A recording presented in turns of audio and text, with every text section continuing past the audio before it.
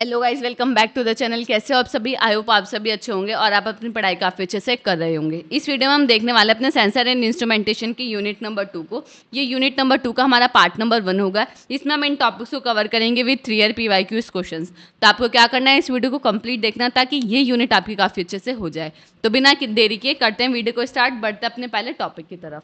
तो जो हमारा पहला टॉपिक है वो है व्हाट इज थर्मिस्टर। थर्मिस्टर होता क्या है? इस यूनिट में हम थर्मिस्टर, थर्मोकपल, आरटीडी इन सब के बारे में पढ़ेंगे। अब बेसिकली ये होते क्या है? थर्मिस्टर हो गया, थर्मोकपल हो गया या आरटीडी हो गया, ये हमारे ऐसे सेंसर्स हैं जिनकी हेल्प से हम क्या करते हैं, टेम्परेचर को मेजर करते हैं। तो थर्मिस्टर क्या है? थर्मिस्टर एक हमारा ऐसा टाइप का सेंसर है जिसकी हेल्प से हम क्या करते हैं, टेम्परेचर को मेजर करते हैं। अब जो थर्मिस्टर है, थर्मिस्टर के अंदर बेसिकली हम सेमीकंडक्टर का यूज़ करते हैं। और आपको पता होगा जो सेमीकंडक्टर्स होते हैं उनका जो टेम्परेचर कॉफिशिएंट होता है, अगर मैं बात करूं टेम्परेचर कॉफिशिएंट की, तो टेम्परेचर कॉफिशिएंट उनका क्या होता है, नेगेटिव होता है। तो टेम्परेचर कॉफिशिएंट नेगेटिव होने की वजह से क्या होता है, जैसे कि हम थर्मिस्टर के अंदर टेम्परेचर को इंक्रीज करेंगे तो इसमें क्या होता है, रेसिस्टेंस डिक्रीज हो जाता है। जितना टेम्परेचर को इंक्रीज करेंगे रेसिस्टेंस कम होता जाएगा। क्यों? क्योंकि इसमें जो नंबर ऑफ चार्ज कैरियर्स है वो क्या हो जाते हैं, बढ़ जाते हैं, जिसकी वजह से हमारा रेजिस्टेंस क्या हो जाता है, कम हो जाता है। यही हमारा पूरा कॉन्सेप्ट होता है थर्मिस्टर का। अब देख लेते हैं इसके अंदर क्या लिखा हुआ है। A thermistor is a type of temperature sensors. ये क्या है, एक टेम्परेचर सेंसर्स है। It's a tiny electronic component whose resistance change when the temperature change. ये क्या है, इसके अंदर ऐसा इलेक्ट्रॉनिक कंपोनेंट होता है जिसकी वजह से जैसे ही हम टेम्परेचर को चेंज करेंगे तो इसका रेसिस्टेंस में क्या हो जाएगा, चेंजेस आने स्टार्ट हो जाते हैं। और मैंने आपको बताया इसके अंदर अगर आप टेम्परेचर को इंक्रीज करेंगे तो रेजिस्टेंस क्या हो जाएगा, इसका डिक्रीज हो जाएगा, क्योंकि नंबर ऑफ चार्ज कैरियर्स इसमें इंक्रीज होने लग जाते हैं। Unlike regular metals its electrical resistance decrease dynamically as temperature increase. वही जो मैंने बताया कि अगर आप टेम्परेचर इंक्रीज करेंगे तो इसका रेसिस्टेंस क्या हो जाएगा, डिक्रीज होना स्टार्ट हो जाएगा। अब ये जो थर्मिस्टर है, ऐसा नहीं है कि थर्मिस्टर की एक ही शेप है। थर्मिस्टर जो आपका पाया जाता है उसकी बहुत सारी शेप होते हैं। डिस्क शेप में भी होता है, रॉड शेप में भी होता है, बेड शेप में भी होता है, काफ़ी शेप में आपका थर्मिस्टर पाया जाता है। अब थर्मिस्टर मैंने आपको बताया कि अगर टेम्परेचर, एक चीज़ मैं आपको बता दूं कि अगर आप टेम्परेचर कॉफिशिएंट इसका नेगेटिव है तो हम क्या बोलेंगे, ये कैसा हमारा नेगेटिव थर्मिस्टर है। थर्मिस्टर हमारे दो टाइप के होते हैं। अगर आप टेम्परेचर कॉफिशिएंट नेगेटिव यूज़ करें तो नेगेटिव थर्मिस्टर, अगर आप टेम्परेचर कॉफिशिएंट पॉजिटिव यूज़ करें तो आपका थर्मिस्टर कैसा, पॉजिटिव थर्मिस्टर। ये चीज़ आप याद रखें। आई होप आपको क्लियर होगा कि थर्मिस्टर बेसिकली हमारा होता क्या है। अगर इसकी मैं एक्सप्रेशन की बात करूं तो थर्मिस्टर का जो हमारा एक्सप्रेशन है वो है RT1 equal to RT2 exponential beta 1/T1 minus 1/T2। इसकी हेल्प से आप जो टेम्परेचर को मेज़र कर सकते हैं। ये बीटा जो है वो आपका क्या है, कांस्टेंट है। ठीक है, आई होप आपको क्लियर होगा। जस्ट आप इस एक्सप्रेशन को याद कर लें। अगर मैं इसके ग्राफ की बात करूं तो हमने क्या देखा कि भाई जिस तरीके से हम टेम्परेचर को इंक्रीज कर रहे हैं, ये हम ले लेते हैं टेम्परेचर और ये हम क्या ले लेते हैं, रेसिस्टेंस। तो इसमें क्या है, जैसे ही आप टेम्परेचर को इंक्रीज करेंगे तो रेसिस्टेंस क्या हो जाएगा, डायनामिकली डिक्रीज हो जाएगा। तो ये क्या है, आपका थर्मिस्टर का ग्राफिकल रिप्रेजेंटेशन है। ठीक है, आई होप आपको क्लियर होगा।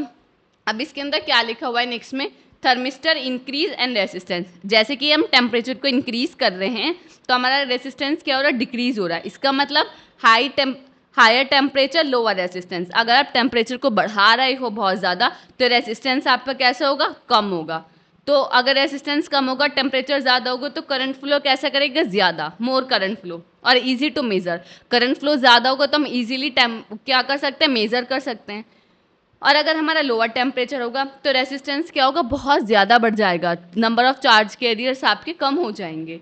तो आपका क्या होगा, करंट फ्लो कम हो जाएगा। करंट फ्लो कम होगा तो हमें मेज़र करने में बहुत ज़्यादा डिफिकल्टी होगी, डिटेक्ट करने में कि भाई हमारा जो चेंज हो रहा है, ये करंट फ्लो हो रहा है, उसकी वजह से टेम्परेचर के अंदर क्या चेंज हो रहा है या टेम्परेचर क्या है, वो चीज़ हम मेज़र नहीं कर पाएंगे। तो आई होप आपको क्लियर होगा कि थर्मिस्टर का जो पूरा कॉन्सेप्ट है वो है क्या। अब हम देख लेते हैं how thermistors work in practical. Practical में थर्मिस्टर किस तरीके से वर्क करता है।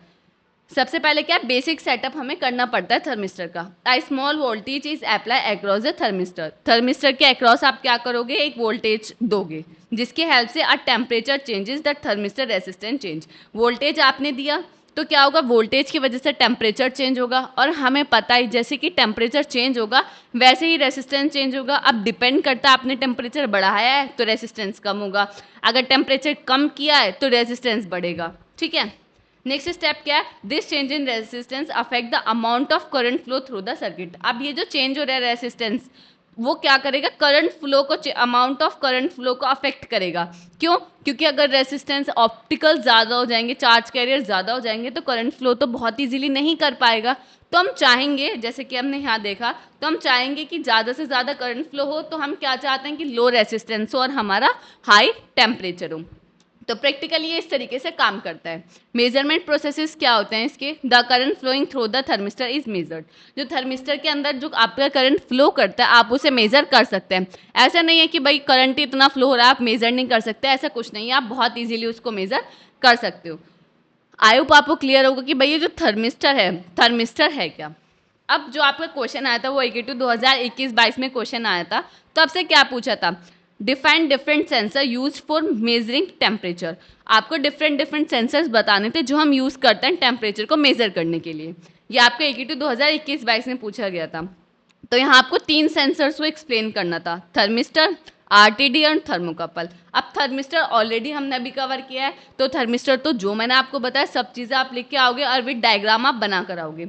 अब हम देख लेते हैं RTD हमारा क्या होता है। RTD की फुल फॉर्म क्या है, रेसिस्टेंट टेम्परेचर डिटेक्टर। इसका मतलब क्या है कि हम टेम्परेचर को डिटेक्ट कर रहे हैं रेसिस्टेंस की हेल्प से, उसको हम बोलते हैं रेसिस्टेंस टेम्परेचर डिटेक्टर। अब ये होता क्या है, ये जो है इसके अंदर हम जो मटेरियल्स का यूज़ करते हैं वो मेटल्स होते हैं, निकेल, कॉपर, उन मेटल्स का हम यूज़ करते हैं। अब जो मेटल्स होते हैं वो कंडक्टिव होते हैं, तो जिस तरीके से हम अगर मेटल्स के अंदर हम टेम्परेचर को इंक्रीज करेंगे तो हमारा क्या है, रेसिस्टेंस भी इंक्रीज होगा। रेसिस्टेंस इंक्रीज होगा तो इलेक्ट्रॉन क्या है, इलेक्ट्रॉन ज़्यादा होंगे, इलेक्ट्रॉन ज़्यादा होंगे तो रिपल्शन ज़्यादा होगा और हमारा रेसिस्टेंस क्या हो जाएगा, इंक्रीज हो जाएगा। इस तरीके से हमारा RTD हमारा काम करता है। अब जो चीज़ मैंने आपको बताई तो मैं वो एक बार आपको लिखकर दिखा देती हूँ कि मैंने आपको क्या बताया कि जो हमारा RTD है उसके अंदर हम मेटल्स का यूज़ करते हैं। तो मेटल्स का अगर हम टेम्परेचर बढ़ाते हैं तो उनका रेसिस्टेंस भी इंक्रीज होता है। क्यों? क्योंकि जैसे ही आप, क्योंकि वो कंडक्टिव होते हैं तो उनके अंदर जो इलेक्ट्रॉन हैं वो ज़्यादा होने लग जाएंगे। इलेक्ट्रॉन ज़्यादा होंगे तो जो इलेक्ट्रॉन के बीच में रिपल्जन है वो ज़्यादा होगा, जिसकी वजह से हमारा क्या होगा, रेसिस्टेंस इंक्रीज होगा। तो हमारा क्या है, RTD में जिस तरीके, अगर आप टेम्परेचर को इंक्रीज करेंगे तो आपका रेसिस्टेंस भी इंक्रीज होगा, अगर आप टेम्परेचर को डिक्रीज करेंगे तो रेसिस्टेंस भी आपका क्या होगा, डिक्रीज होगा। ये चीज़ अगर आप सब में याद रखोगे तो बहुत ईजिली आप इसके बारे में लिख कर आ सकते हो। तो जैसे इसका क्या, टेम्परेचर इंक्रीज तो रेसिस्टेंस भी इंक्रीज। अब रेजिस्टेंस इंक्रीज हो रहा है तो इसका मतलब क्या है, इसका टेम्परेचर कॉफिशिएंट पॉजिटिव है। क्योंकि टेम्परेचर कॉफिशिएंट अगर नेगेटिव होता तो वो थर्मिस्टर की तरह ही काम करता। तो हम RTD को क्या बोलते हैं कि भाई ये थर्मिस्टर का जस्ट अपोजिट वर्जन है। क्योंकि थर्मिस्टर में क्या होता है, टेम्परेचर इंक्रीज तो रेसिस्टेंस डिक्रीज, बट इसमें क्या हो रहा है, जस्ट उसका अपोजिट हो रहा है। टेम्परेचर इंक्रीज कर रहे हैं तो यहाँ हमारा रेसिस्टेंस भी इंक्रीज हो रहा है। तो आई होप आपको क्लियर होगा कि RTD रेसिस्टेंट टेम्परेचर डिटेक्टर हमारा होता क्या है। अब इसके अंदर क्या लिखा हुआ है वो देख लेते हैं। The RTD is define as a resistor which is use for measuring the temperature. सबसे फर्स्ट लाइन तो आपको यही लिखनी है कि RTD क्या है, एक ऐसा टाइप का सेंसर है जिसकी हेल्प से हम क्या करते हैं, टेम्परेचर को मेजर करते हैं। नेक्स्ट पॉइंट में क्या लिखा हुआ है, are sensor made from pure metals like platinum, nickel, copper. जो मैंने आपको बताया कि इसके अंदर मेटल्स का यूज़ करता है जो हाईली कंडक्टिविटी होते हैं, जिनकी वजह से हमारा इलेक्ट्रॉन फ्लो बहुत ज़्यादा हो जाता है, रिपल्जन ज़्यादा होता है और हमारा रेसिस्टेंस इंक्रीज होता है। Work opposite to thermistor become more resistance when warm. आपको पता है कि थर्मिस्टर के अपोजिट वर्क करता है, जिस तरीके से हमारा ज़्यादा टेम्परेचर बढ़ेगा तो रेसिस्टेंस भी हमारा बढ़ेगा। ठीक है, अब ये इसका एक डायग्राम है जिसकी हेल्प से आप इसको अच्छे से समझा के आ सकते हैं। इसमें एक लेड सपोर्ट है, सेंसिटिव एलिमेंट है, माउंटिंग थ्रेड्स और कनेक्टिंग लीड्स है। ये इसका इस तरीके से कुछ RTD हमारा दिखता है। अब इसका एक एक्सप्रेशन है, R equal to R0 1 plus α1 T plus α2 T square dash dash dash AN T की पावर N। जो R0 है वो आपका क्या है, रेसिस्टेंट टेम्परेचर है एट T इक्वल टू 0, और जो ये α1 α2 αN है ये आपकी क्या है, कॉन्स्टेंट है। आई होप आपको क्लियर होगा आपका रेसिस्टेंट टेम्परेचर डिटेक्टर होता क्या है। अब हम इसकी पूरी वर्किंग देख लेते हैं कि किस तरीके से आपका काम करता है। तो सबसे पहला पॉइंट क्या लिखा हुआ है, metal resistance increase linearly with temperature. इसमें जो मेटल्स है अगर हम उनको हीट करेंगे, उनका टेम्परेचर बढ़ाएंगे तो उनका लीनियरली जितना आप टेम्परेचर बढ़ाओगे उसी तरीके से उसका रेसिस्टेंस इंक्रीज होता जाएगा। Unknown current is pass through the RTD. RTD के अंदर हम एक नोन करंट को पास करते हैं, जिसकी वजह से क्या होता है, अ temperature rise, the resistance increase and the voltage across the RTD is measured. अब आपने क्या करा, करंट को पास किया आरटीडी के अंदर, करंट पास किया, इलेक्ट्रॉन मूवमेंट हुआ, टेम्परेचर इंक्रीज हुआ। जैसे ही टेम्परेचर इंक्रीज हुआ तो रेसिस्टेंस भी इंक्रीज हुआ, तो आपका वोल्टेज क्या है, जनरेट हुआ। तो और आपने वोल्टेज को क्या कर लिया, मेजर कर लिया। This voltage is use to calculate the temperature. आप इस वोल्टेज की हेल्प से टेम्परेचर को मेजर कर सकते हैं कि भाई आपका जो टेम्परेचर है वो क्या है। ये कुछ इस तरीके से आपका वर्क करता है, और मैंने आपको जो बताया वो सब चीज़ आप इसके अंदर लिख कर आएंगे। अगर मैं इसके एडवांटेजेस और डिसएडवांटेजेस की बात करूं तो ये हाईली एक्यूरेट होता है और स्टेबल होता है। Work well over a wide temperature range, जहाँ हमारी टेम्परेचर रेंज बहुत ज़्यादा बड़ी होती है तो वहाँ पे भी ये काफ़ी अच्छे से आपका काम करता है। आउटपुट जो देता है वो लीनियर आउटपुट देता है। अगर इसकी कॉन्स की बात करूँ तो बहुत ज़्यादा एक्सपेंसिव होता है, हर कोई अफोर्ड इसे नहीं कर पाता। स्लोअर रेस्पॉन्स टाइम, इसका जो रेस्पॉन्स टाइम है वो काफ़ी बार बहुत ज़्यादा स्लो हो जाता है। ये बहुत ज़्यादा टाइम लेता है किसी चीज़ को लाइक आउटपुट को जनरेट करने के लिए। तो आई होप आपको क्लियर होगा कि आरटीडी हमारा होता क्या है। बढ़ते हैं अपने थर्ड टेम्परेचर सेंसर की तरफ, जो कि है हमारा थर्मोकपल। थर्मोकपल के अब इसमें हम टेम्परेचर को मेजर कर रहे थे, बट इसमें जो हम करंट को मेजर करते हैं वो किस में करते हैं, इन the form of EMF. Thermocouple में आप एक चीज़ याद करें, करंट को मेजर करते हैं किस फॉर्म में, इन द फॉर्म ऑफ ईएमएफ। अब ये है क्या, सिंपल एंड चीपेस्ट ऑप्शन। अगर आप तीनों में बात करें, थर्मिस्टर, आरटीडी, थर्मोकपल में, तो सबसे चीपेस्ट जो है वो आपका क्या है, थर्मोकपल है। Create bye joining two different metal together. हम इसकी जो वर्किंग रूल है, वर्किंग जो है इसकी सीबैक इफेक्ट, यानी जो इसका प्रिंसिपल है जिस पे ये वर्क करता है वो क्या आपका सीबैक इफेक्ट, वो हम अभी देखेंगे। It is a type of sensor use for measuring the temperature in the form of electric current and EMF. ये एक ऐसा टाइप का टेम्परेचर सेंसर है जिसकी हेल्प से हम अपने करंट को ईएमएफ की फॉर्म में मेजर करते हैं। अगर आपको करंट, इलेक्ट्रिक करंट को ईएमएफ की फॉर्म में मेजर करना है तो आप कौन से टेम्परेचर सेंसर का यूज़ करेंगे, थर्मोकपल का। थर्मोकपल ही एक ऐसा, इन तीनों में से ऐसा टेम्परेचर सेंसर है जो आपको इलेक्ट्रिक करंट को ईएमएफ में मेजर करके देगा। अब जो मैंने आपको बताया कि इसका प्रिंसिपल क्या है, सीबैक इफेक्ट। अब हम वो देख लेते हैं कि सीबैक इफेक्ट होता क्या है। ठीक है, अब सीबैक इफेक्ट है क्या, हम दो डिफरेंट मेटल्स लेते हैं। एक हमने लिया आयरन, एक हमने लिया कॉपर। क्या है, दोनों डिफरेंट मेटल्स है। हमने दो जंक्शन लिए, junction A and junction B. एक जंक्शन हमारा क्या है, हॉट है, एक हमारा क्या है, कोल्ड है। हम क्या करेंगे, हॉट जंक्शन से हम जैसे ही इसको हीट देंगे, इलेक्ट्रिक करंट पास करेंगे तो हमारा क्या होगा, इलेक्ट्रॉन जो है मूवमेंट करेंगे हॉट जंक्शन से कोल्ड जंक्शन की तरफ। जैसे इलेक्ट्रॉन मूवमेंट होगा तो क्या होगा, यहाँ करंट इंड्यूस्ड होगा। यही होता है हमारा सीबैक effect. The working principle of thermocouple depend upon the सीबैक effect. जो थर्मोकपल का प्रिंसिपल है वो किस पे बेस्ड है, सीबैक इफेक्ट पे। है क्या सीबैक effect, the सीबैक effect occur between two different metals. आप इसमें क्या लेते हो, दो डिफरेंट मेटल्स लेते हो, जो हमने लिया आयरन और कॉपर।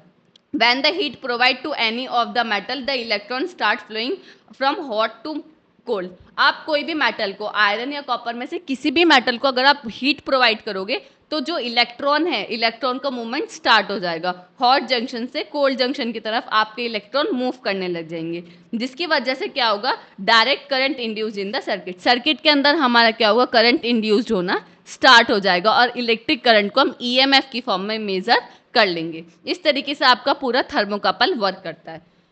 अब एक और डायग्राम है इसका ही, थर्मोकपल का। इसमें क्या है, आपका दो पॉइंट है, वही दो जंक्शन है, P1 और P2 या T1 और T2, जो कि एक आयरन है, एक कॉपर है। यहाँ से ये हमारा मेजरिंग पॉइंट है। अब आप क्या करोगे, किसी भी आयरन या कॉपर में से किसी को भी हीट प्रोवाइड करोगे तो आपका क्या है, इलेक्ट्रॉन फ्लो हो जाएंगे, इलेक्ट्रॉन फ्लो होना स्टार्ट हो जाएंगे हॉट से कोल्ड जंक्शन की तरफ। जब इलेक्ट्रॉन फ्लो होना स्टार्ट हो जाएंगे तो आपका क्या होगा, करंट इंड्यूस्ड होगा। तो आप मूविंग आयरन की हेल्प से क्या कर पाओगे, जो करंट इंड्यूस्ड हुआ है उसे मेजर कर पाओगे in the form of EMF. Just ये है इसका वर्किंग प्रिंसिपल। आई होप आपको क्लियर होगा। एक इसका एक्सप्रेशन है E equal to A del sigma plus B del sigma का होल स्क्वायर। ये डेल सिग्मा क्या, A और B तो कांस्टेंट है, जो डेल सिग्मा है वो क्या है, आपका जो जंक्शन के बीच में टेम्परेचर डिफरेंस है, T1 और T2 के बीच में जो टेम्परेचर डिफरेंस है उसको हम बोल रहे हैं डेल सिग्मा। आई होप आपको क्लियर होगा कि थर्मोकपल आपका किस तरीके से काम करता है। ये आता है तो प्रॉपर आपको इसकी वर्किंग, ये दोनों डायग्राम बनाकर प्रॉपर आने। अगर मैं बात करूँ इसकी थ्योरी की तो पूरा थ्योरी आपको नोट्स में मिलेगी, जस्ट आप देख सकते हो। इसमें मैंने पूरा लिखा हुआ है कि पी और क्यू हमारे दो जंक्शन हैं, देन T1 और T2 हमारे टेम्परेचर जंक्शन है। फिर हमने क्या करा, डिफरेंट दो फॉर्म उनको हीट प्रोवाइड करी, इलेक्ट्रॉन फ्लो हुआ, वो सब चीज़ें इसके अंदर लिखे हुए हैं। आप इसको पढ़ लोगे तो जस्ट आपको बहुत अच्छे से समझ आ जाएगा। इसमें लास्ट में क्या लिखा हुआ है, the magnitude of the EMF induced in the circuit depend upon the type of material used in the thermocouple. जो ईएमएफ इंड्यूस्ड हो रहा है सर्किट के अंदर वो डिपेंड करता है कि आपने थर्मोकपल के अंदर जो मटेरियल लिया है वो कौन सा लिया है, उसके ऊपर भी काफ़ी डिपेंड करता है। जैसा आपका मटेरियल होगा उसी तरीके से इसके अंदर ईएमएफ इंड्यूस्ड होगा। आई होप आपको क्लियर होगा कि थर्मोकपल, थर्मिस्टर और आरटीडी आपके किस तरीके से काम करते हैं। गया था वो आपका एगेटिव 2020-21 में पूछा गया था। तो क्वेश्चन था क्या, explain the working of inductive type proximity sensors. आपको क्या बताना था, इंडक्टिव टाइप प्रॉक्सिमिटी सेंसर्स को एक्सप्लेन करना था भाई ये होता क्या है। अब अगर मैं बात करूं प्रॉक्सिमिटी सेंसर्स क्या होते हैं। प्रॉक्सिमिटी सेंसर्स ऐसे टाइप के सेंसर्स होते हैं जो डिटेक्ट कर लेते हैं ऑब्जेक्ट को विदाउट टचिंग इट। हम उसे टच नहीं करते बट वो सेंस कर लेते हैं। फॉर एग्जाम्पल आपको मोबाइल फ़ोन, जब आप बात करते रहते हो, जैसे आप उसको अपने फेस के करीब लाओगे, पास लेके आते हो, तो उसकी जो स्क्रीन है वो ऑफ हो जाती है। तो वो किस तरीके से वो सेंस कर लेते हैं कि जो आपका फ़ोन है वो बहुत ज़्यादा आपके ईयर के या आपके फेस के बहुत ज़्यादा करीब आ गया, पास आ गया है। तो वो क्या कर देती है, सेंस करके क्या करते हैं वो स्क्रीन को ऑफ कर देते हैं। तो वो किस तरीके से सेंस कर पा रहा है, क्योंकि उसके अंदर प्रॉक्सिमिटी सेंसर्स है, उसकी हेल्प से वो बिना टच किए सेंस कर पा रहा है और उसके अकॉर्डिंग वो क्या ले पा रहा है, आपका आउटपुट जनरेट कर रहा है। आउटपुट में क्या मिला कि हमारी स्क्रीन ऑफ हो गई। तो ऐसे टाइप के सेंसर्स को हम बोलते हैं प्रॉक्सिमिटी सेंसर्स, जो बिना टच किए क्या कर लेते हैं, डिटेक्ट कर लेते हैं। तो inductive type proximity sensor are device use to detect object without actually touching it. Inductive type proximity sensor एक ऐसी डिवाइस है जो ऑब्जेक्ट को बिना टच किए डिटेक्ट कर लेते हैं, जैसे कि मैंने आपको बताया।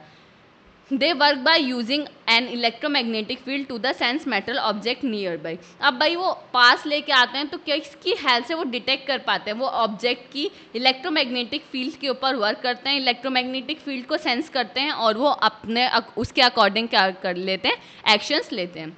The inductive type proximity sensor circuit it use for detecting the metal. Basically जो इंडक्टिव टाइप प्रॉक्सिमिटी सेंसर्स है वो किस चीज़ के लिए हम यूज़ करते हैं, मेटल को डिटेक्ट करने के लिए हम इसका यूज़ करते हैं। It has 4 major component. Basically inductive proximity sensors के 4 मेजर कॉम्पोनेंट है। तो वो हैं कौन कौन से, आपका इलेक्ट्रोमैग्नेटिक फील्ड, कौन कौन से, electric coil, oscillator, voltage regulator, trigger, output, ये सब हैं इसके। बट इसमें 4 में जो कंपोनेंट होते हैं 1, 2, 3 एंड 4। अब ये जो पूरा डायग्राम है इसके थ्रू हम समझेंगे कि भाई ये किस तरीके से हमारा काम करता है। जो आपका इलेक्ट्रोमैग्नेटिक फील्ड है, ठीक है, ये जो आपकी इलेक्ट्रिक कॉइल्स है ये क्या जनरेट करता है, इलेक्ट्रोमैग्नेटिक फील्ड। ये जो आपकी इलेक्ट्रिक कॉइल्स हैं ये क्या करते हैं, इलेक्ट्रोमैग्नेटिक फील्ड्स को जनरेट करती हैं। ठीक है, ये नहीं रही इलेक्ट्रिक कॉइल्स, ठीक है, ये रही, यहाँ मैंने लिखा हुआ है। तो ये जो आपकी इलेक्ट्रिक कॉइल्स हैं, ये जो डब्बे डब्बे से हैं, ये क्या करते हैं, इलेक्ट्रोमैग्नेटिक फील्ड्स को जनरेट करते हैं, जो मैंने आपको ये दिखा रखे हैं। ठीक है, आपका जो ऑसिलेटर है, ऑसिलेटर क्या होता है, ये हमारा एलसी सर्किट होता है जो क्या करता है, रेडियो फ्रीक्वेंसी को जनरेट करता है। जब रेडियो फ्रीक्वेंसी जनरेट होती है तो उसकी हेल्प से क्या जनरेट करता है, इलेक्ट्रोमैग्नेटिक फील्ड्स को जनरेट कर पाता है। कौन, इलेक्ट्रिक कॉइल। वोल्टेज रेगुलेटर क्या करता है, वोल्टेज को रेगुलेट करता है। अब ट्रिगर क्या करता है, सेंस करता है कि जो भी एम्पलीट्यूड है ना, ये जो इसका ऑसिलेटर का जो रेडियो फ्रीक्वेंसी है, अगर इसके अंदर कोई भी चेंजेस आते हैं तो ट्रिगर क्या करता है, उसको सेंस करता है कि भाई जो हमारा रेडियो फ्रीक्वेंसीज हैं उसके अंदर कितना चेंज आया, किसके, उसके एप्टीट्यूड के अंदर, और फिर वो सेंस करेगा एंड देन आउटपुट जनरेट कर देगा। क्योंकि जो आउटपुट है इसके अंदर हम ट्रांजिस्टर सर्किट्स का यूज़ करते हैं जिसकी हेल्प से वो हमें आउटपुट जनरेट कर देता है। तो आई होप आपको क्लियर होगा कि इसकी वर्किंग पूरा किस तरीके से होती है। फॉर एग्जाम्पल, अगर हम कोई भी मेटल का ऑब्जेक्ट अगर हम इसके पास लेके आते हैं, क्योंकि जो इंडक्टिव टाइप प्रॉक्सिमिटी सेंसर है वो आपका फैराडे लॉ के ऊपर बेस्ड है, पूरा फैराडे लॉ है ना उसके ऊपर बेस्ड है। तो क्या किस तरीके से काम करता है, अगर हम ये कंडक्टिव मैग्नेटिक फील्ड्स के पास क्या लेके आते हैं, ऑब्जेक्ट, मेटल ऑब्जेक्ट को लेकर आते हैं, तो मेटल ऑब्जेक्ट जैसे ही हम इसके पास लेके आएंगे, यहाँ लेके आएंगे, तो मेटल ऑब्जेक्ट के अंदर क्या होगा, एडी करंट प्रोड्यूस हो जाएगा। एडी करंट प्रोड्यूस होगा तो इलेक्ट्रिक जो हमारी इलेक्ट्रिक कॉइल्स है जो इलेक्ट्रोमैग्नेटिक फील्ड के जो जनरेट कर रही है उसके साथ उसका क्या होगा, रिएक्ट करेगी, जिसकी हेल्प से क्या होगा, आपका जो एप्टीट्यूड है इलेक्ट्रो रेडियो फ्रीक्वेंसीज का वो क्या हो जाएगा, कम होना शुरू हो जाएगा। ट्रिगर क्या करेगा, उन्हें सेंस करेगा कि जो उसका एप्लीट्यूड है वो कम हो रहा है कि ज़्यादा हो रहा है, जो भी सेंस करेगा इंक्रीज हो रहा है डिक्रीज हो रहा है, आउटपुट क्या करेगा उसको जस्ट जनरेट कर देगा। इस तरीके से ये पूरा फैराडे लॉ इस पर वर्क करता है। आई होप आपको क्लियर होगा कि इंडक्टिव टाइप प्रॉक्सिमिटी सेंसर्स हमारा किस तरीके से काम करता है। ठीक है, ये सब चीज़ें ये आपको डायग्राम बनाकर आना है, मैंने आपको प्रॉपर बता दिया है, तो आपको ये सब चीज़ें इसके अंदर लिख कर आनी है। ठीक है, और इनकी जो वर्किंग है ये चीज़ आपको पूरा अच्छे से लिख के आनी है। अब आपको लिख कर कैसे आनी है, ये रहा प्रॉपर नोट्स में आपको प्रॉपर मिलेगा कि क्या चीज़ हमने किस तरीके से, जो मैंने अभी आपको समझाया है ना, ये पूरा इसके अंदर लिखा हुआ है कि ऑसिलेटर कॉइल क्या कर रहा है हमारा, ये हमारा ट्रिगर क्या कर रहा है, आउटपुट क्या कर रहा है, पूरे थ्योरी इसके अंदर लिखे हुए हैं। लास्ट पॉइंट के अंदर क्या लिखा हुआ है, this inductive proximity sensor are available in AC, DC and AC DC mode. ये ऐसे नहीं है कि AC में ही अवेलेबल होंगे, ये अल्टरनेट करंट डायरेक्ट करंट दोनों मोड में ये हमारे अवेलेबल होते हैं। The operating range of this proximity sensor circuit is from 10 volt to 250 volt in DC और AC में 20 वोल्ट टू 265 वोल्ट। इनकी एक रेंज होती है प्रॉक्सिमिटी सेंसर्स की AC और DC में, तो AC में इनकी ये रेंज होती है और DC में इनकी ये रेंज होती है। आई होप आपको क्लियर होगा कि हमारे ये इंडक्टिव प्रॉक्सिमिटी सेंसर्स किस तरीके से काम करता है और ये बेसिकली हमारा होता क्या है। बढ़ते अपने नेक्स्ट टॉपिक की तरफ जो कि है हमारा capacitive proximity sensors. Capacitive proximity sensors बात आती है, प्रॉक्सिमिटी सेंसर्स अभी हमने पढ़े, वो सेंसर्स जो बिना टच किए ऑब्जेक्ट को डिटेक्ट कर पाते हैं उनको हम बोलते हैं प्रॉक्सिमिटी सेंसर्स। और अगर हम उसके अंदर कैपेसिटर का यूज़ करें तो हम उसको बोलेंगे कैपेसिटिव प्रॉक्सिमिटी सेंसर्स। अब कैपेसिटर्स क्या होते हैं, आपने पढ़े होंगे ना पैरेलल प्लेट कैपेसिटर्स, आपने 12th क्लास में कभी पढ़ा होगा पैरेलल प्लेट कैपेसिटर। तो ये जो कैपेसिटिव प्रॉक्सिमिटी सेंसर है वो सेम पैरेलल प्लेट कैपेसिटर की तरह वर्क करता है। अभी किस तरीके से वर्क करता है मैं अभी आपको डायग्राम बना के दिखाऊंगी ना, तो आपको थोड़ा थोड़ा याद आ जाएगा कि हाँ ये हमने पढ़ा है।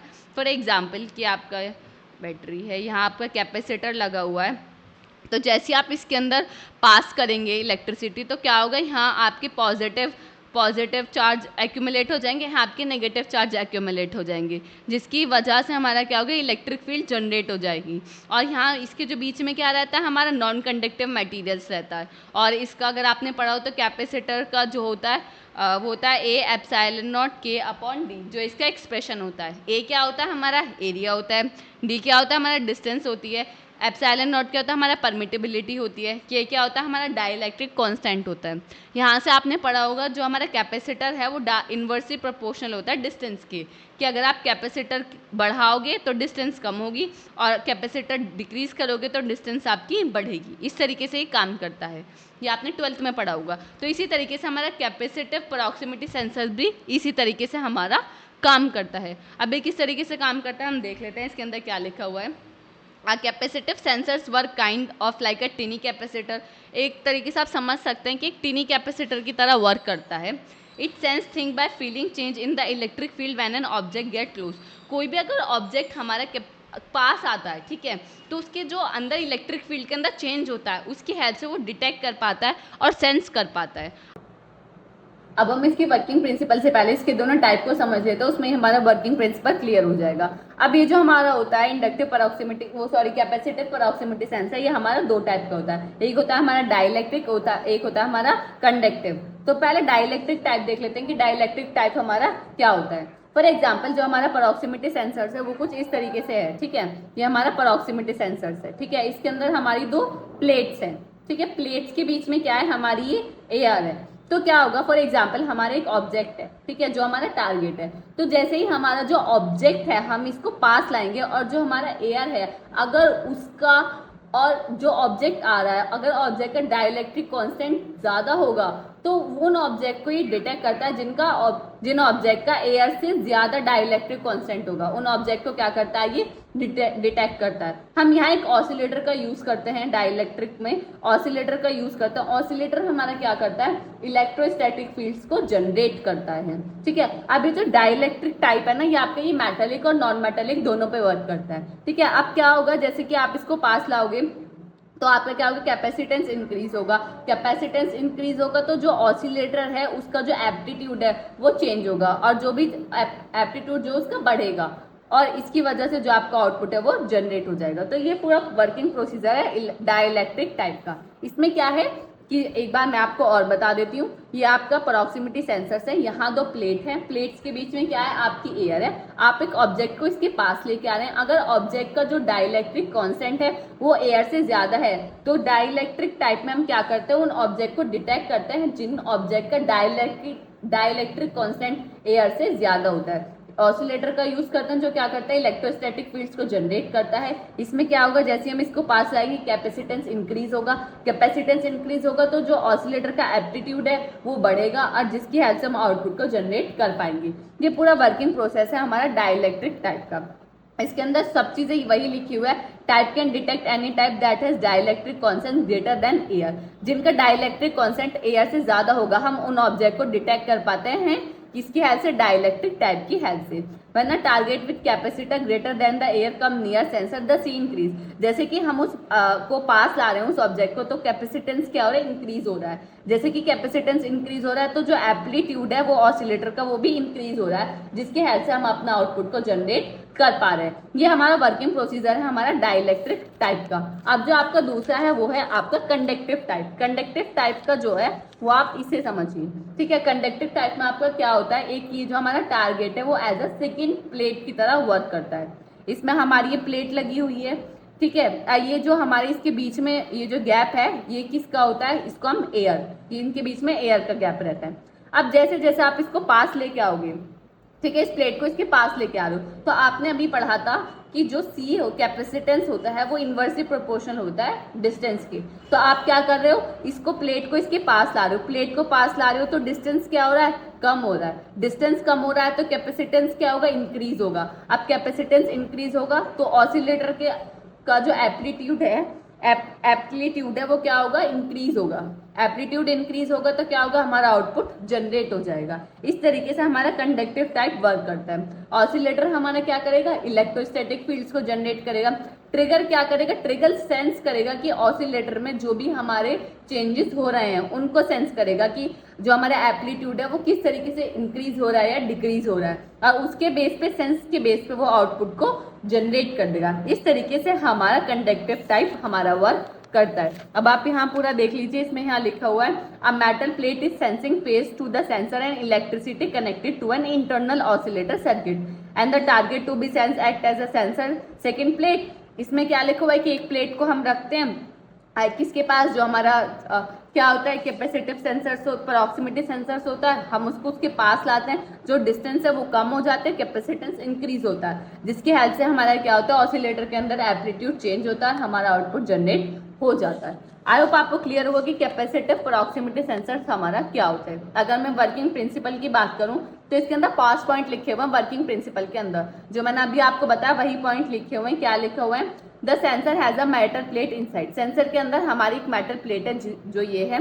When an object come close the object act like a second plate of the capacitor. Capacitor के पास एक प्लेट ऑलरेडी है जो ये रही। अब जैसे हम इसको पास लेके आएंगे तो ये इसको क्या समझेगा कि ये मेरी कौन सी second plate of capacitor. The sensor create an electrostatic field. जैसे पास आएगा तो सेंसर क्या करेगा, इलेक्ट्रोस्टैटिक फील्ड्स को जनरेट कर देगा। और इलेक्ट्रोस्टैटिक फील्ड से कौन जनरेट करता है, हमारा ऑसिलेटर, ठीक है। As the object get closer the electric field change. जैसे कि आप उसको पास लाते रहोगे तो आपकी क्या होगा, इलेक्ट्रिक फील्ड क्या हो जाएंगी, चेंज होने लग जाएंगी, जिसकी हेल्प से सेंसर डिटेक्ट कर पाएगा कि चेंज क्या हो रहा है, और जो उसके अंदर चीजें हैं उसकी हेल्प से क्या कर पाएगा, आउटपुट को जनरेट कर पाएगा। आई होप आपको क्लियर होगा कि इसका वर्किंग प्रिंसिपल और इसके टाइप किस तरीके से काम करते हैं और क्या होता है। अगर ये क्वेश्चन आता है तो आपको इसी तरीके से पूरा डायग्राम के साथ जो मैंने आपको वर्किंग बताई है उसी के साथ आपको इसको एक्सप्लेन करके आना है। आई होप आपको क्लियर होगा। अब हम बढ़ते अपने नेक्स्ट क्वेश्चन की तरफ, जो कि आपको काफी इंपॉर्टेंट क्वेश्चन है इस यूनिट से, जो कि आपके EGT 2021, 22, 23, 24 यानी लगातार पिछले 3 साल से ये हर साल आपका पूछा गया। तो क्वेश्चन है क्या, what is hall effect and how it is use for measuring position. आपको बताना था कि हॉल इफेक्ट हमारा क्या होता है और ये किस तरीके से हमारा यूज होता है पोजीशन को मेजर करने के लिए। तो हॉल इफेक्ट क्या होता है, हम पूरा इसको एक डायग्राम के थ्रू समझेंगे, देन हम यहाँ आएंगे।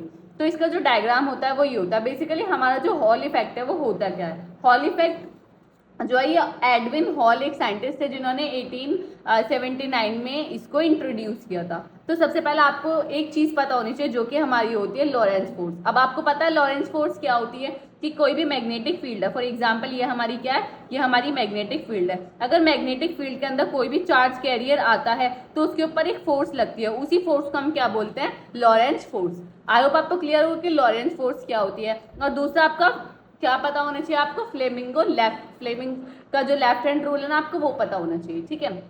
अब क्या है आपका, जस्ट हमने एक कंडक्टर लिया है, ये कंडक्टर मटेरियल है, इसको हमने क्या कर दिया, एक बैटरी से कनेक्ट कर दिया। अब बैटरी से कनेक्ट कर दिया तो क्या होगा हमारा, यहाँ इधर की साइड हमारा क्या होगा, करंट फ्लो होगा, और इसके अपोजिट साइड हमारे इलेक्ट्रॉन का मूवमेंट होगा, इलेक्ट्रॉन हमारे फ्लो होंगे। तो अब इलेक्ट्रॉन हमारे फ्लो रहे, इधर से हमारा करंट फ्लो रहा है, कोई दिक्कत नहीं है। अब हमें क्या करना है, इस कंडक्टर के अंदर हमें क्या करना है, वोल्टेज को या पोटेंशियल डिफरेंस को जनरेट करना है।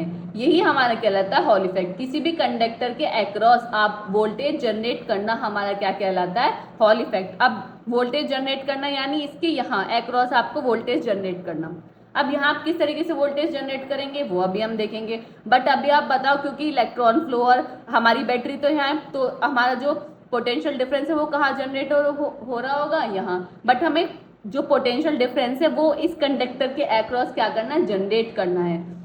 उसी के जनरेशन को हम उसी के जनरेशन जो हम करते हैं उसी प्रोसेस को हम बोलते हैं हॉल इफेक्ट। अब हम देखेंगे कि इसके अक्रॉस हम वोल्टेज को किस तरीके से जनरेट करेंगे। हम तो मैग्नेट लेंगे, एक नॉर्थ और एक साउथ, दोनों को रख देंगे, एक नॉर्थ को एक साउथ। अब जब हमें नॉर्थ और साउथ पोल रखे तो इसके अराउंड क्या होगी, हमारी मैग्नेटिक फील्ड जनरेट हो गई, ठीक है। जैसे कि मैंने अभी आपको बताया, तो मैग्नेटिक फील्ड जनरेट हुई, इलेक्ट्रॉन का मूवमेंट नेगेटिव से पॉजिटिव की तरफ है। जैसे ही इलेक्ट्रॉन यहाँ आए तो इलेक्ट्रॉन के ऊपर क्या लगी, लॉरेंस फोर्स लगी। तो जो इलेक्ट्रॉन ऐसे सीधे जा रहे थे ना, जैसे उन पे फोर्स लगी, जैसे इलेक्ट्रॉन आया तो इस पे फोर्स लगी, तो कुछ वो इधर डेविएट हो गया, कुछ इधर हो गया। तो इलेक्ट्रॉन का मूवमेंट कुछ इधर साइड हो गया, कुछ इधर साइड हो गया, क्योंकि उस पर यहाँ आके क्या लग रही है, लॉरेंस फोर्स लग रही है। अब कुछ इधर हो गया, अब कुछ उधर हो गए, कोई दिक्कत नहीं। अब हमारा क्या, वोल्टेज तो इधर की साइड जनरेट हो रहा है, मैग्नेटिक फील्ड नीचे की साइड है। तो फ्लेमिंग लेफ्ट हैंड रूल से आप देख सकते हैं कि जो इलेक्ट्रॉन है उन पे फोर्स किस साइड लगेगी। तो फ्लेमिंग लेफ्ट हैंड रूल से आप देखोगे जो इलेक्ट्रॉन है उस पे फोर्स इस साइड लगेगी, ठीक है, क्योंकि मैग्नेटिक फील्ड नीचे है, वोल्टेज इधर है, तो ऑब्वियस है कि फोर्स हमारी इधर लगेगी।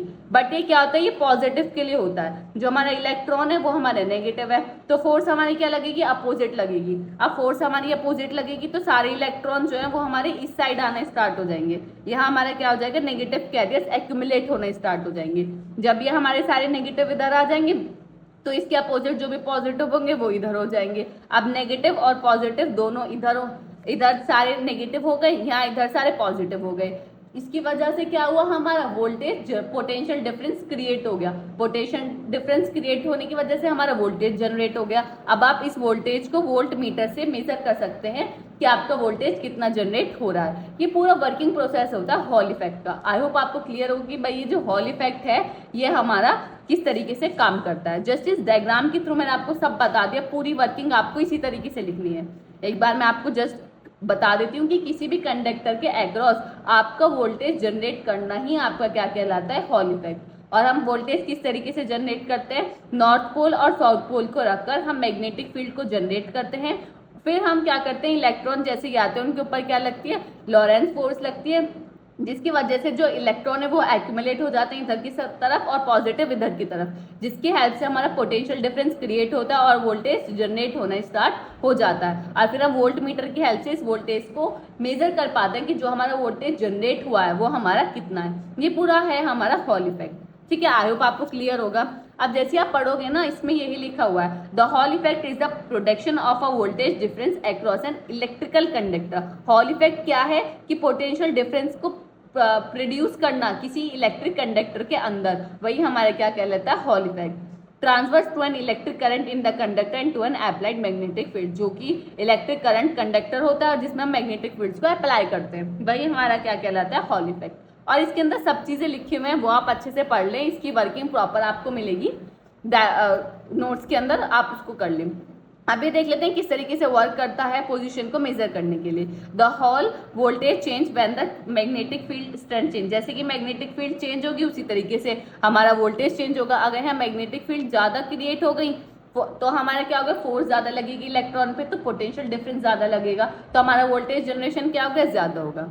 सो if you move a magnet closer और further from the Hall sensor the voltage change, अगर आप किसी भी मैग्नेट को पास लाओगे, दूर ले जाओगे, तो क्या होगा, उसके अंदर जो वोल्टेज है वो क्या होगा, चेंज होगा। उसी के हेल्प से हम उसकी पोजीशन को मेजर कर सकते हैं कि भाई उसकी पोजीशन क्या है। अगर वो पास है तो उसकी पोजीशन, अगर उसका वोल्टेज जो है वो ज़्यादा है तो उसके पास है, वोल्टेज कम है तो उससे फार अवे है। आई होप आपको क्लियर होगा। अब इसके कुछ एडवांटेजेस एंड डिसएडवांटेजेस देख लेते हैं।